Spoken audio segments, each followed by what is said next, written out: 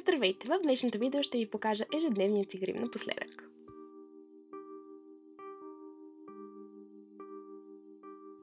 Започвам с нанасянето на BB крем, тъй като не обичам да нося тежък фондиотен и всякаква друга такава козметика върху лицето си в ежедневието си. Така че да, този продукт на Биотен доставя доста така добро покритие за кожата ми.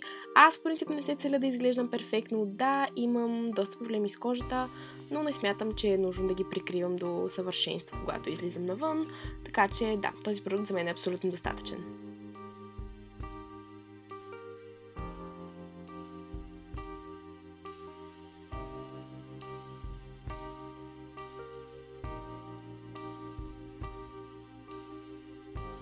Ще използвам ето тази пудра на MAC Studio Fix, да запечатам грима си там, където кожата ми най-много се омазнява и там, където като цяло гримът ми започва да се... как да го обясня? Да остава фините линии на кожата ми. И след това директно продължавам с ружът, който има изключително така любим цвят. Той е леко опрасковен с златисти отблясъци, като цяло наистина много приятен цвят за пролетта.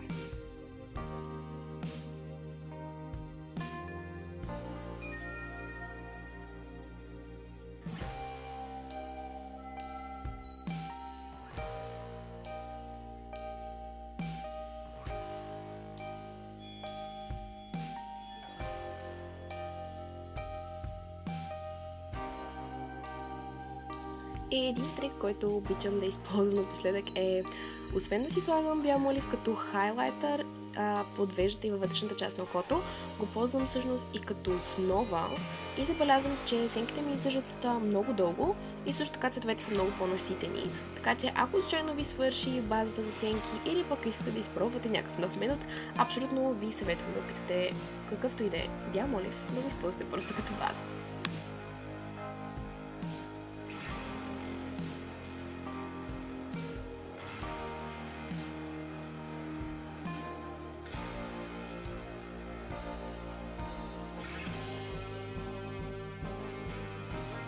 Всъщност, първо ще нанеса по-тъмния цвят в сгъвката на клепача първи, за да може когато нанеса по-светлия цвят, по-тъмният да не отива върху него, ако това има някакъв смисъл опите за вас.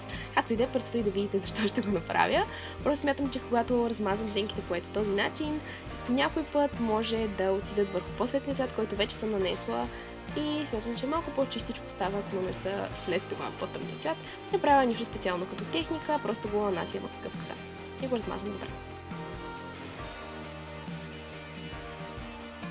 По-светлият цвят също е блестящ и е много светъл.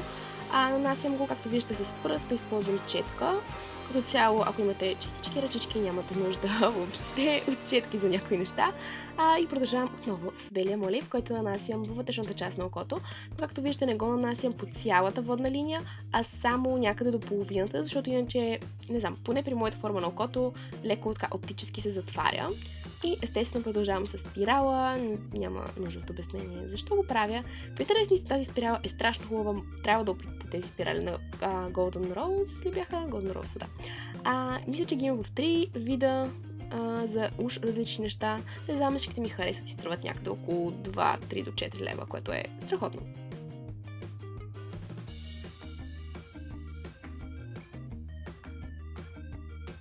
И естествено, преди да нанеса какъвто и да е продукт за устни, имам предвид червил, гланц или молив, нанасям балсам. Този има мирис на портокал и е много вкусен.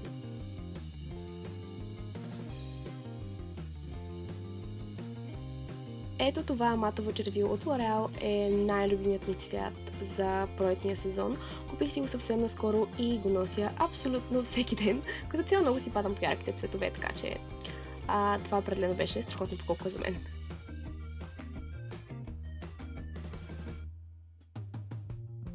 И последното нещо, което ще използвам е гел за вежи, за да съм сигурна, че вежите ми ще си стоят на мястото през целия ден.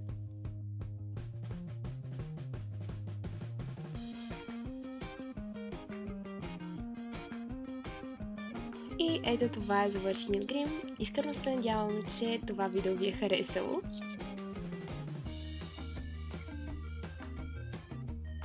Блога ми можете да прочетете повече информация за козметиката, която ползвам. Благодаря ви, че гледахте!